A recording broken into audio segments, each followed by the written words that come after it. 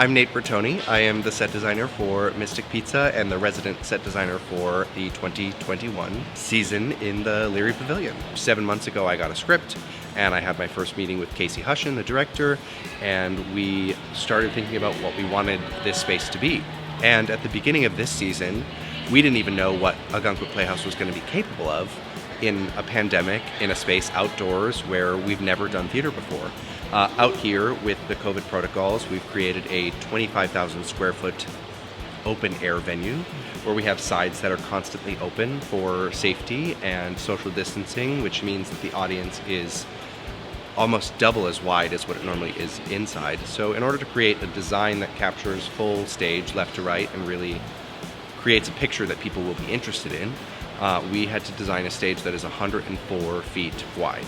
So normally inside the Ogunquit Playhouse is about 32 feet wide. So we created a space that is 104 from edge of wing to edge of wing. So that's one of the many challenges that we faced in creating a venue, but they're not as much as they are challenges. We were so excited to be able to do it and bring theater back to Maine and the country and be one of the first producing entities to put shows up again after the time that we went through. So in all of that, we had to really create the theater from the ground up.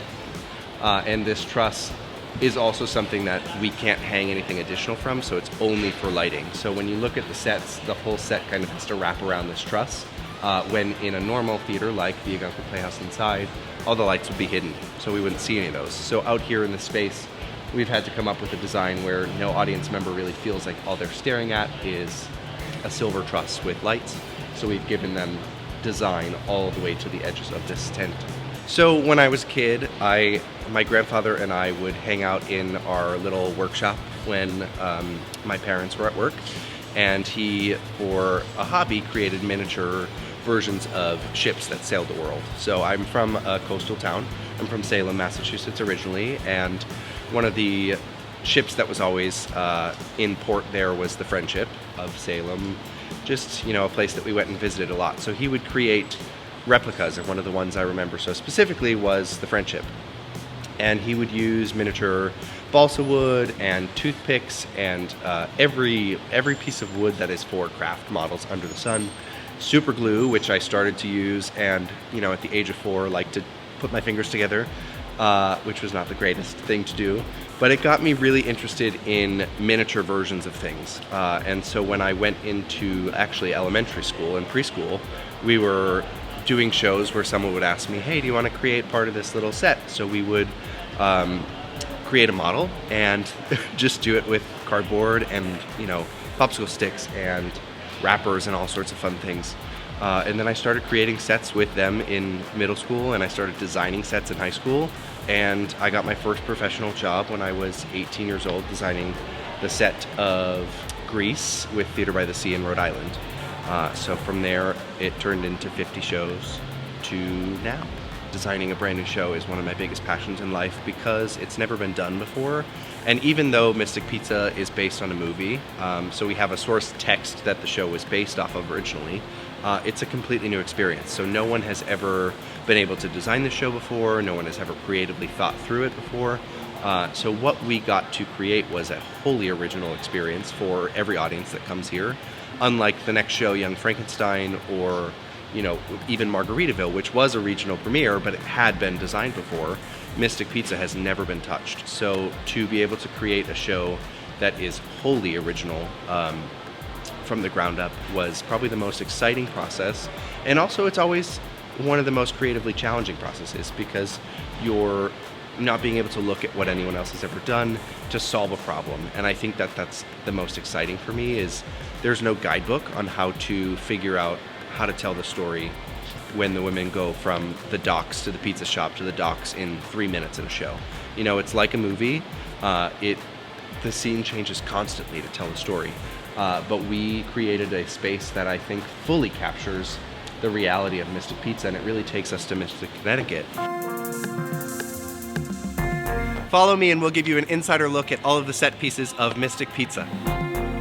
For about 5 weeks before we opened Mystic Pizza the Musical, we've had 3 scenic artists and 6 carpenters creating the world of Mystic Pizza. So what you're seeing here is everything is hand painted by these incredible artists. So all of this way to the beach created to look just like that faux, but it is beached, originally just plywood.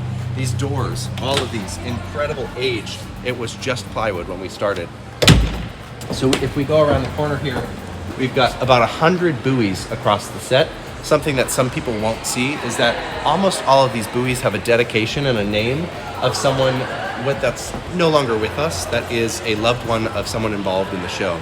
So we took these buoys and we created spaces to honor our loved ones after a difficult year. All of these shingles here, these thousands and thousands of pieces that were painted, it is just remarkable. We've got actual lobster traps from the coast, hand-painted fake antique sign, all of that was just plywood when we started.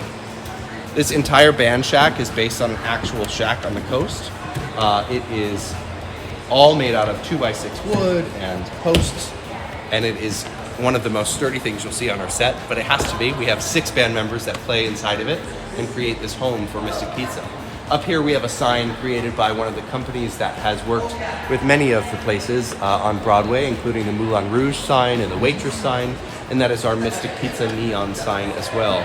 Up here we have a little light box, and it goes from a sign that says Steamers into the Peg Leg Pub when we transition into the bar. So it's a theatrical trick that many people have asked me how that happens. Over here, based on the original sign in Mystic Pizza itself in Mystic, Connecticut, we have a Slice of Heaven sign. That is again based on their actual sign above their counter. And yeah, just a continuation. There's hundreds of these signs and buoys that were all painstakingly painted for months.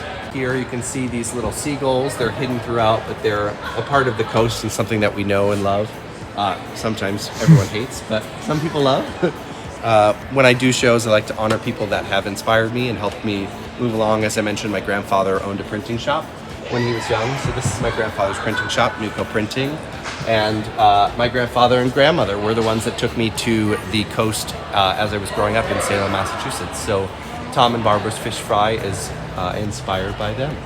And this is a stunning, absolutely stunning recreation of Welcome to Historic Mystic sign that actually in Mystic, Connecticut are created by the ship carvers.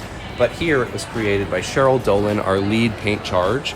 And she spent about 7 weeks hand painting the detail, gold leafing, and creating this incredible recreation of the historic Mystic sign. It is one of my favorite pieces of the set. And we joke about it, but if this show continues on, goes tour, goes anywhere, if it ever makes it to Broadway, this piece will be there, I can guarantee it. We're gonna make sure that this show keeps that sign forever because it was a huge labor of love. And Young Frankenstein is incredibly different than this one, but it is spooky and exciting for October. It is a giant outdoor 100-foot wide castle with pieces that come in and out. But you will see Miss Sally Struthers dancing and having a good time inside of this massive 104-foot wide black and white stone castle.